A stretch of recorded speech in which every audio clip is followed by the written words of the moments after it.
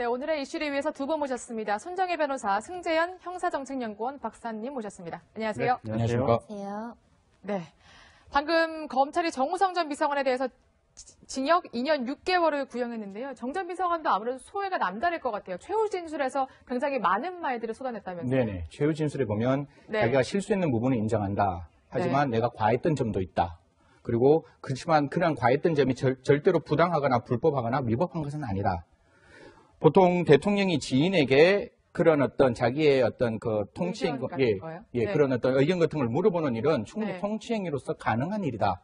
그렇기 때문에 다른 나라 정상들도 흔히 있는 일이라서 이런 부분에 대해서 자기는 그것이 위법하다고 생각하지 않고 대통령을 잘 보좌하기 위해서 한 행동이다. 네. 라고 말을 하는데 사실 다른 나라 정상에서 흔히 있는 일이라고 말을 하는 것은 과연 그 지인이라는 사람이 전문적인 지식을 가졌거나 그러한 어떤 그 전문 분야, 예를 들어서 통일이면 통일에 대한 전문 분야를 그걸 한 10년, 20년 가지고 있는 사람에게 대한민국의 이 수건 사업인 통일을 어떻게 이루어야 할 것이냐 대한 질문을 하는 것이지 그것이 일반 사인에게 과연 질문하는 일이 흔히 있는 일이라고 볼 수 있는지는 다소 의문이 들고 있습니다. 그러니까 드레스덴 선언문 같은 게 그런 거잖아요. 뭐 통일은 대박이라는. 그러니까 박근혜 전 대통령 측은 그거예요. 아무래도 딱딱한 용어다 보니까 일반인에게 뭔가를 좀 구해보면 좀 쉽게 접근할 수 있는 용어를 써주지 않을까.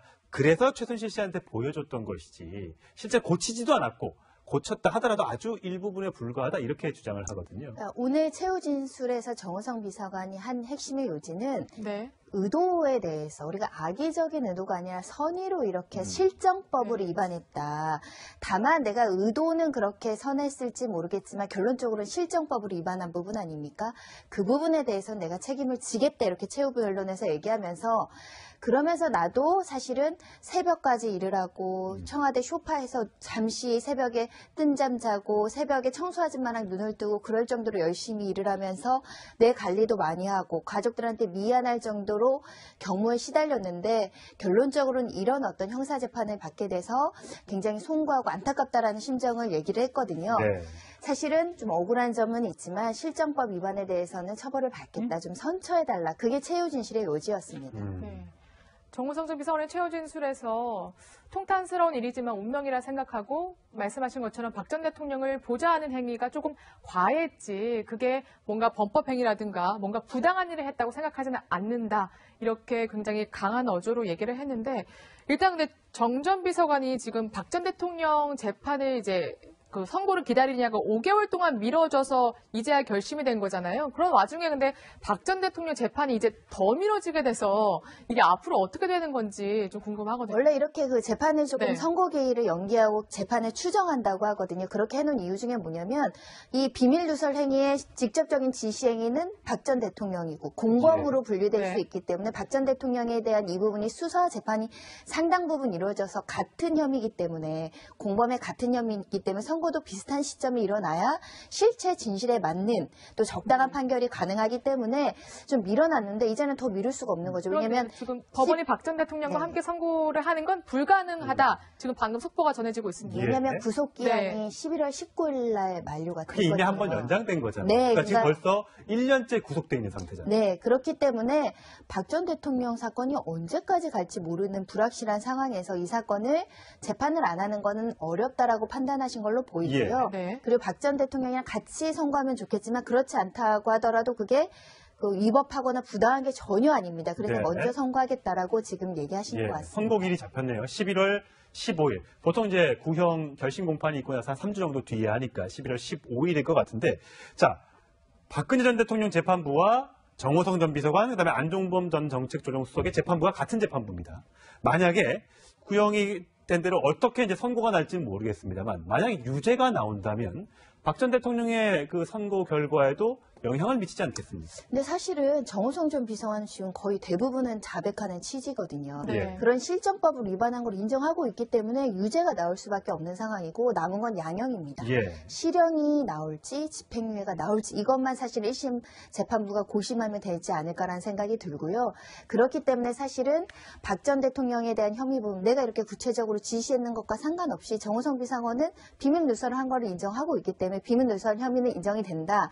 그럼 누구의 지시에서 누구의 관여에 의해서 이렇게 한 건지는 박 전 대통령 형사재판부가 별도로 판단을 해야 됩니다. 근데 끝까지 지금 사실 박근혜 전 대통령 측에서는 네. 태블릿 PC 감정하자. 거기에서 수정한 그 흔적이 안 나왔다. 그거 아직도 최순실 씨 것 아니다. 이렇게 주장하고 있잖아요. 실제로 넘겨줬던 사람, 그 다음에 태블릿 PC에 있었던 아이디도 정호성 전 비서관의 아이디로 판명이 났는데도 불구하고 승국을 안 하고 있는 거잖아요.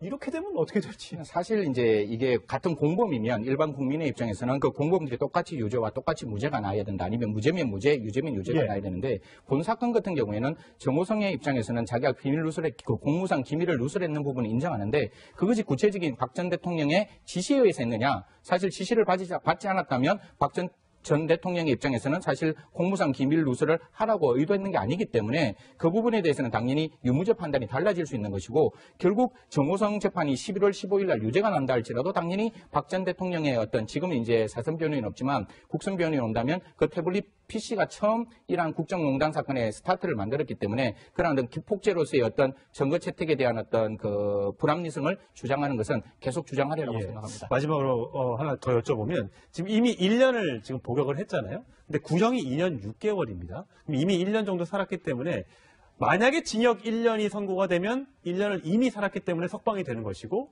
그 이상의 선고가 되면 조금 더 있어야 되는 것이고 만에 하나 그보다 형량이 더 낮게 나온다면 어떻게 됩니까? 미결구금 일수는 산입이 되는데 그렇다고 해서 형사보상이 되거나 그 전에 미결구금 일수에 대해서 뭔가 문제가 생기는 건 아닙니다. 그래요? 예를 들면 지금이라도 집행유예 나오면 그거는 1심 선고의 효력에 의해서 그동안의 구속 상태에서 수사받고 재판된 것은 적법한 거예요. 네. 그리고 사실 그 미결구금 일수보다 적게 형량이 나올 일은 없을 것 같고 지금 저희들 11월 15일 날 그 재판을 선고하겠다고 했는 이유는 그 2차 구속기간 만료 전에 이걸 선고를 해서 3차 구속 특히 지금 저희들이 우려하고 있는 게 그 정호성 그 전 비서관이 풀려 나와서 지금 다시 그 바깥에서 다시 그 선고, 박근혜 대통령, 전 대통령과 선고기를 같이 기다리면서 바깥에 있을 그런 우려를 저희들이 많이 했거든요. 그래서 그걸 미연에 차단하기 위해서 11월 15일 날 선고를 한다고 얘기를 하고 이미 그 사람이 갖고 있던 미결구금 일수를 법원에서는 판단하고 있기 때문에 아마 그거보다 적은 그 구형간 선고형이 나오는 경우는 거의 없으리라고 생각합니다. 그렇군요. 네. 조윤선 장관의 이제 재판 소식도 좀 알아봐야 될 것 같은데 어제 열린 항소심에서 위증 혐의도 무죄다라고 하면서 주장을 했습니다. 그러면 그 1심에서 유죄를 받았던 그 바로 위증 어떤 것인지 먼저 화면으로 만나보시겠습니다. 기사에 나와 있는 속칭 그 블랙리스트 청와대 100페이지에 달하는 문건이 혹시 있는가요? 그런 문서는 존재하지 않는다고 보고받았습니다. 그런데 조 전 장관이 이제 무죄라고 주장하는 이유가 굉장히 좀 새롭게 느껴지더라고요. 어떤 주장입니까? 일단은 사실 국감에서 증언을 여러 번 섰잖아요. 그쵸. 그중에 처음에는 증인 선서를 했지만 두 번째는 내가 그 형사상 여러 가지 불리한 부분이 있을 수 있기 때문에 증인 선서를 거부하고 증언을 했기 때문에 원래 위증죄라는 것은 선서한 증인만 그 위증죄로 처벌할 수 있거든요. 그렇기 때문에 그 당시 국감에 출석해서는 그 선서를 하지 않아서 나는 무죄다. 그러니까 구성 요건이라고 해서 위증죄로 처벌하려면 이런 요건이 있어야 되는데 없다. 그러니까 형식적으로는 무죄 아니냐 이렇게 지금 주장을 하고 있는 것이고요. 검찰과 1심에서 유죄로 인정한 것은 뭐냐면 선서의 효력이 순차적으로 다른 그 증인석에서도 유지가 된다라고 보는 겁니다. 또 그런 비슷한 판례가 있고요. 지금 두 개가 충돌되는 상황인데 새로운 무죄 주장이기 때문에 이것을 항소심에서 어떻게 판단할지 한번 판단을 받아볼 필요도 있습니다. 조윤선 전 장관이 그러니까 지난해죠. 2016년 9월에 있었던 국정감사장에서는 선서를 했고 한 달 뒤에 열렸던 10월 13일 국감에서는 선서를 하지 않았습니다. 그러니까 10월 13일 날 선서를 안 했기 때문에 위증죄가 해당되지 않는다라고 주장하는 게 이제 조윤선 전 장관 측의 주장인데 하지만 9월 24일의 모습을 보면 그 내용이 좀 궁색하게 느껴지는 시청자 여러분들도 계실 것 같습니다. 그 모습 보시겠습니다. 만일 진술이나 서면 답변에 거짓이 있으면 위증의 벌을 받기로 서약하고 맹서합니다. 2016년 9월 27일 문화체육관광부 장관 조윤선. 국정감사 기간에 국정감사가 여러 차례 열리기 때문에 나올 때마다 저 선서를 하기에는 좀 시간이 부족하니까 넘어가는 경우도 많이 있지 않습니까? 그렇죠. 사실 이게 굉장히 학설도 그러니까 나뉘어지고 판례도 이제 다소간의 어떤 차이점이 보이는 건데 사실 일반적인 형사사건에서는 정인이 나오면 1회 공판기일에 선서를 하면 네. 다시 3회 공판기일에 반드시 선서를 해요. 그래서 애당초 처음부터 이러한 어떤 그 위정의 어떤 탈피를 할 수 있는 구속요건 해당성을 배제시킬 수 있는 행위를 미연에 방지하는데 지금 저기는 어떻게 되어 있는가 하면 그 당시에 유승엽 그 위원장이 지금의 효력은 다음 차에도 유지가 되고 다음 차에 있어서도 이 효력은 그 전에 27일 했는 효력이 유지되기 때문에 지금 굳이 선서를 할 필요 없다라고 이야기를 하고 그 부분을 이제 조윤선 전 장관이 그걸 받아들이고 있는 상황이에요. 다만 여기서 이제 저희들이 살펴봐야 될 것은 지금 그렇게 유승엽 위원장이 말을 했는 것이 과연 실질적인 절차를 하지 않았는 것에 효과를 미칠 수 있느냐, 그것을 적법화시킬 수 있느냐라는 부분에 대해서 다투고 있는 거기 때문에 반대편 당사자 입장, 즉 조윤선 전 장관의 변호사들 입장에서는 당연히 이 부분에 대해서 지적할 수는 있고 주장할 수는 있을 것 같아요. 다만 그것을 법원이 어떻게 받아들이고 다만 그런 어떤 정언을 하지 않은 부분에 대해서 당연히 그 당시에 여러 가지 어떤 정황상 충분히 조윤선 전 장관이 인지하고 있었기 때문에 이것을 어떻게 위법으로 볼 거냐 아니면 위정을 했다고 볼 것이냐 위정을 하지 않았다고 볼 것이냐는 이 속심인 항소심에서 판단이 아마 있으리라고 생각을 합니다. 근데 국감에서 네. 한 나라의 고위 공무원이 선서를 합니다. 진실을 말하겠다고 선서를 하고 2차도 나오고 3차도 나와요. 1차에 선서를 했으니까 그때는 위증을 하면 안 되고 2차 때는 선서를 안 했으니까 위증해도 처벌받지 않고 사실은 형식 논리적인 기계적인 어떤 변론일 수 있다라는 거고 국민의 정서하고는 전혀 맞지 않는 변론을 지금 하고 있다라는 생각을 지을 수밖에 없고요. 결국은 내가 뭔가 거짓말을 할 수밖에 없었는데 그거를 빠져나가기 위한 방편으로 나는 그 당시에는 선서하지 않았습니다. 이렇게 지금 무죄 주장을 하는 것으로 보이는데 오히려 그런 주장이 양형에 있어서 어떤 느낌을 줄지는 사실은 좀 지켜봐야 될 것 같습니다. 그러니까 박근혜의 사람으로 불렸었잖아요. 정호성 전 비서관도 그렇고 안종범 전 수석, 김기춘, 조윤선 전 장관. 오늘 결심 공판에서의 최후 진술을 한 정호성 전 비서관과 좀 비교를 해보면 열심히 하려고 했습니다만 불법이 있었음을 인정한다라고 했던 정호성 전 비서관과 나는 선서를 안 했으니까 나는 무죄다라고 주장하는 조윤선 전 장관의 처신을 보면서 국민들은 어떻게 생각할까 참 두 사람을 보면서요. 우선 차이를 당장 많이 내겠죠. 재판부가 반성하는 모습과 반성하지 않는 모습으로 양형을 달리 볼 수도 있는 거예요. 양형의 그 범위는 어느 정도나 되는 겁니까? 아까 말씀드린 것처럼 정호성 비서관 같은 경우는 지금 현재 반성하고 있고 재범 가능성이 없고 충분히 양형에 유리한 상황이 있으면 집행유예로 나올 수 있는 거예요. 반대의 상황이면 실형이 유지될 수도 있습니다. 그게 형사재판부가 가지는 양형의 권한이거든요. 그래서 형사재판부의 정말 막강한 권한은 담당 판사님들에게 있는 겁니다. 그래서 판사님들한테는 항상 반성하는 태도, 문제를 정확하게 인식하고 그에 대해서 진솔한 태도를 보이는 게 굉장히 중요하다라는 생각이 들고요. 근데 사실 이거는 구속과 불구속의 차이일 수도 있습니다. 구속 때문에 아무래도 방어권이 위축돼서 여러 가지 양형에 중점을 두고 변론할 수밖에 없고 조현순 장은 지금 불구속 상태에서 재판을 받다 보니 좀 자신감이 좀 있는 거 아닌가. 그래서 할 수 있는 모든 주장을 법리적으로 다퉈보겠다. 이런 의지를 보이고 있는 것 같습니다. 네, 알겠습니다. 박근혜 전 대통령, 사실 지금 박근혜 전 대통령이 재판에 안 나오고 있는 상황이니까 아직도 변호인을 어떻게 선임할지, 한 명으로 할지, 두 명으로 할지, 세 명으로 할지 이것도 결정이 안 됐고 선임된다 하더라도 과연 그 방어권을 받아들일지 안 받아들일지도 지금 확실하지 않은 상태여서 같이 지금 공범받고 있는 이 많은 사람들에게는 또 어떤 식으로 박근혜 전 대통령이 비춰질까? 그것도 참 궁금하네요. 사실 한 나라를 이끌어가는 대통령에 있어서 가장 중요한 것은 그것이 위법이 됐건 불법이 됐건 부당이 됐건 무능이 됐건 책임지는 모습이 필요한 부분은 있거든요. 그런데 지금 어떻게 보면 분명히 대한민국의 어떤 그 많은 아픔을 겪게끔 만들었던 전 대한민국의 최고의 지도자가 그런 반성하는 모습을 보이지 않고 어떻게든지 이 모습을 조금이라도 거칠게 빠져나가려는 모습을 보이고 있기 때문에 그 부분에 대해서는 모든 국민이 참 실망하지 않을까 그렇게 생각하고 있습니다. 네.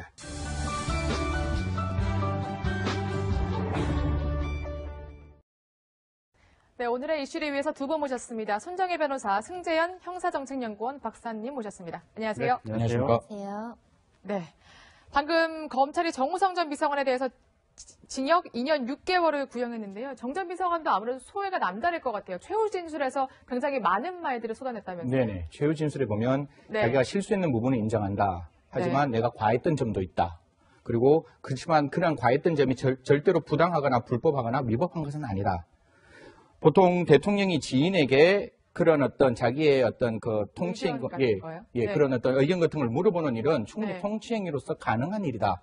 그렇기 때문에 다른 나라 정상들도 흔히 있는 일이라서 이런 부분에 대해서 자기는 그것이 위법하다고 생각하지 않고 대통령을 잘 보좌하기 위해서 한 행동이다. 네. 라고 말을 하는데 사실 다른 나라 정상에서 흔히 있는 일이라고 말을 하는 것은 과연 그 지인이라는 사람이 전문적인 지식을 가졌거나 그렇겠지만 그렇지 않다고 하더라도 그게 그 위법하거나 부당한 게 전혀 아닙니다. 그래서 네. 먼저 선고하겠다라고 지금 얘기하신 것 같습니다. 선고일이 잡혔네요. 11월 15일. 보통 이제 구형 결심 공판이 있고 나서 한 3주 정도 뒤에 하니까 11월 15일일 것 같은데, 자, 박근혜 전 대통령 재판부와 정호성 전 비서관, 그다음에 안종범 전 정책조정수석의 재판부가 같은 재판부입니다. 만약에 구형이 된 대로 어떻게 이제 선고가 날지는 모르겠습니다만, 만약에 유죄가 나온다면 박 전 대통령의 그 선고 결과에도 영향을 미치지 않겠습니까? 근데 사실은 정호성 전 비서관 지금 거의 대부분은 자백하는 취지거든요. 네. 그런 실정법을 위반한 걸 인정하고 있기 때문에 유죄가 나올 수밖에 없는 상황이고 남은 건 양형입니다. 실형이 나올지 집행유예가 나올지 이것만 사실 1심 재판부가 고심하면 되지 않을까라는 생각이 들고요. 그렇기 때문에 사실은 박 전 대통령에 대한 혐의 부분 내가 이렇게 구체적으로 지시했는 것과 상관없이 정호성 비서관은 비밀 누설을 한 거를 인정하고 있다. 어떤 그 전문 분야, 예를 들어서 통일이면 통일에 대한 전문 분야를 그걸 한 10년, 20년 가지고 있는 사람에게 대한민국의 이 수건 사업인 통일을 어떻게 이루어야 할 것이냐 대한 질문을 하는 것이지 그것이 일반 사인에게 과연 질문하는 일이 흔히 있는 일이라고 볼 수 있는지는 다소 의문이 들고 있습니다.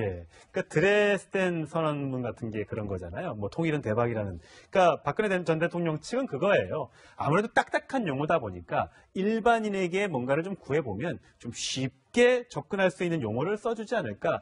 그래서 최순실 씨한테 보여줬던 것이지 실제 고치지도 않았고 고쳤다 하더라도 아주 일부분에 불과하다 이렇게 주장을 하거든요. 오늘 최후 진술에서 정호성 비서관이 한 핵심의 요지는 네. 의도에 대해서 우리가 악의적인 의도가 아니라 선의로 이렇게 실정법을 위반했다. 다만 내가 의도는 그렇게 선했을지 모르겠지만 결론적으로는 실정법을 위반한 부분 아닙니까?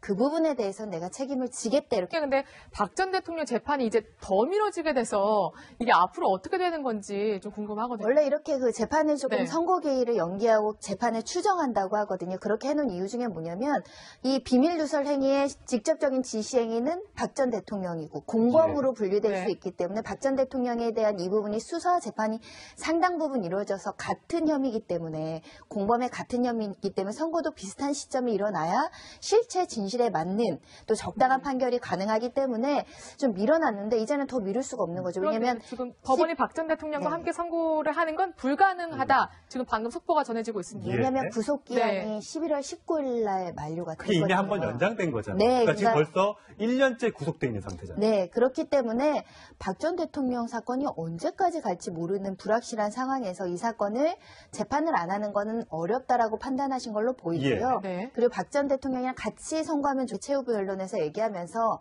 그러면서 나도 사실은 새벽까지 일을 하고 청와대 쇼파에서 잠시 새벽에 뜬잠 자고 새벽에 청소 아줌마랑 눈을 뜨고 그럴 정도로 열심히 일을 하면서 내 관리도 많이 하고 가족들한테 미안할 정도로 경무에 시달렸는데 결론적으로는 이런 어떤 형사재판을 받게 돼서 굉장히 송구하고 안타깝다라는 심정을 얘기를 했거든요. 사실은 좀 억울한 점은 있지만 실정법 위반에 대해서는 처벌을 받겠다. 좀 선처해달라. 그게 최후 진실의 요지였습니다. 네. 정호성 전 비서관의 최후 진술에서 통탄스러운 일이지만 운명이라 생각하고 말씀하신 것처럼 박 전 대통령을 보좌하는 행위가 조금 과했지 그게 뭔가 범법 행위라든가 뭔가 부당한 일을 했다고 생각하지는 않는다. 이렇게 굉장히 강한 어조로 얘기를 했는데 일단 근데 정 전 비서관이 지금 박 전 대통령 재판을 이제 그 선고를 기다리냐가 5개월 동안 미뤄져서 이제야 결심이 된 거잖아요. 그런 와중에